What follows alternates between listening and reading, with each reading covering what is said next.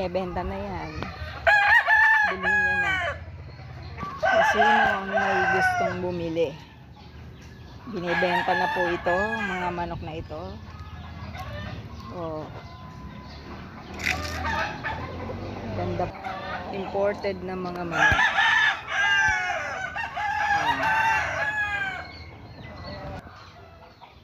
Imported na manok. Ayan, tinalikuran tayo ng manok. Tumalikod siya sa atin. Ayaw niya magpabenta. Ayan, umarap na siya. Ay, tumalikod pa. Ito pa po ang isa. Then, for sale, guys. Pwede nyo nang bilhin yan. Mga imported na manok.